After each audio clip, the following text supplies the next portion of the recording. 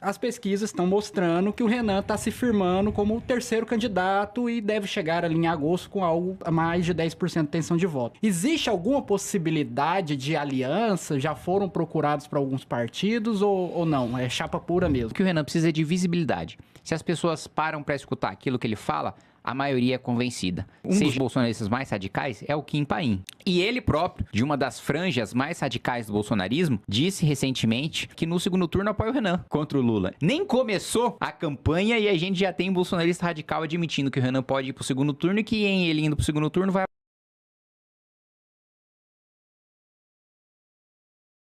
O que você disse aí sobre o crescimento exponencial que vocês estão tendo. Mas tem um problema, vocês vão chegar e vão bater num teto.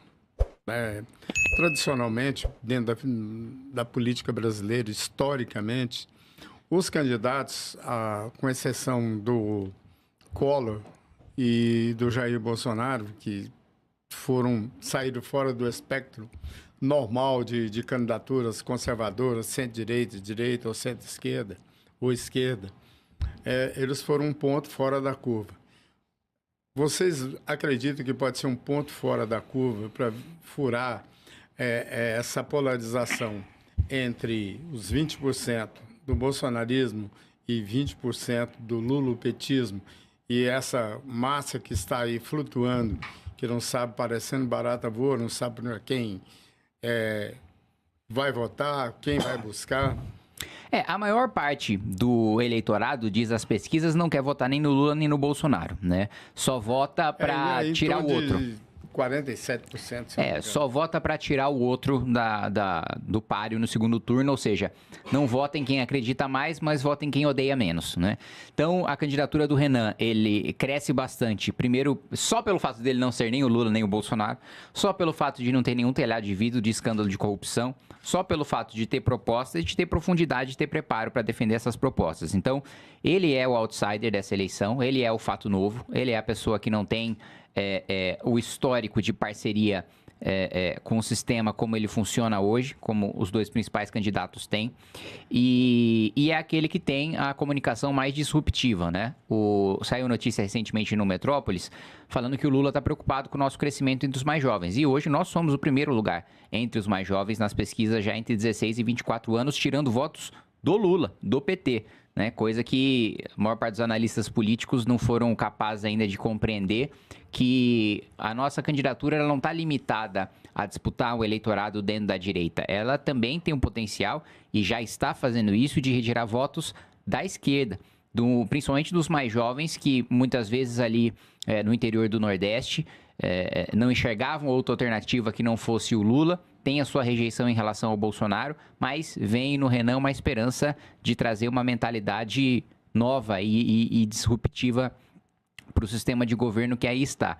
Então, eu acho que o nosso primeiro desafio é tornar o Renan conhecido, né? É óbvio, todo mundo tem teto, ninguém é unanimidade, mas basta que o nosso teto seja 40%, 45%, porque se outros candidatos, se outros pré-candidatos têm um teto baixo, por assim dizer, o Renan é aquele que tem o maior teto de todos, porque tem a menor rejeição e, como eu disse, a maior taxa de conhece e vota. Então, o que a maior parte das pessoas precisam, o que o Renan precisa é de visibilidade. Se as pessoas param para escutar aquilo que ele fala, a maioria é convencida. Seja aquele que é nem Lula nem Bolsonaro, seja aquele que é Lula, seja aquele que é Bolsonaro.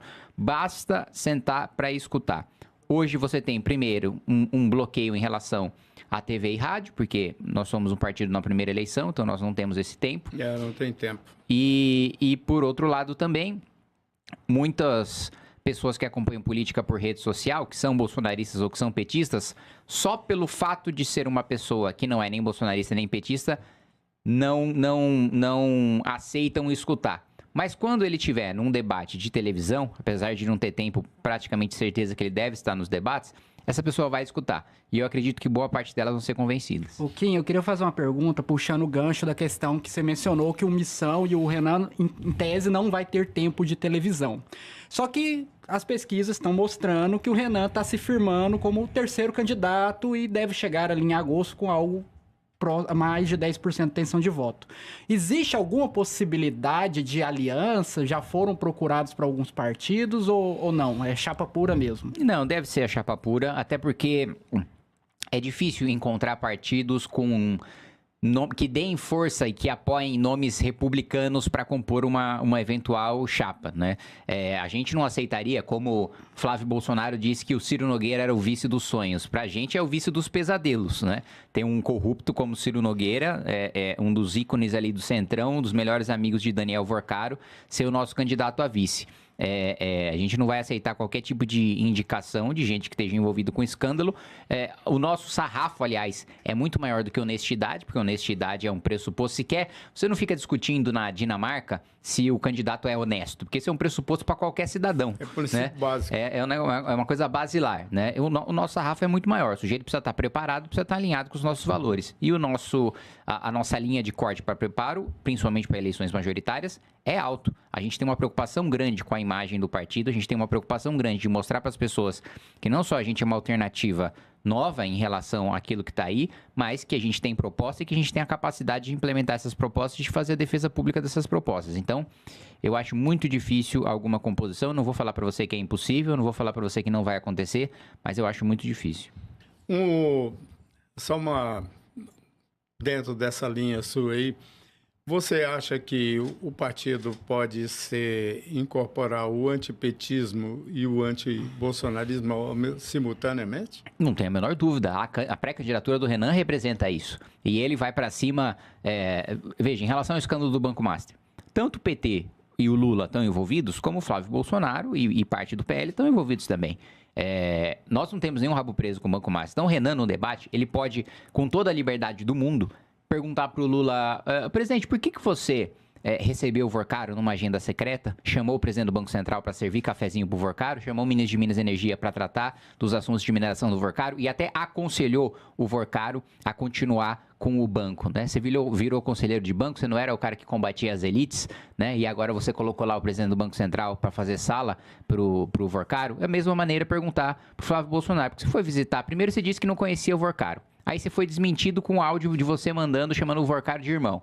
Aí você disse que só chamou ele de irmão e só falou com ele antes de saber que ele era bandido. Aí depois de preso, quando ele estava com tornozeleira, você foi visitar e, segundo o Valdemar, presidente do seu próprio partido, foi para cobrar mais dinheiro. Então, assim, eu acho que ele vai representar esse espírito.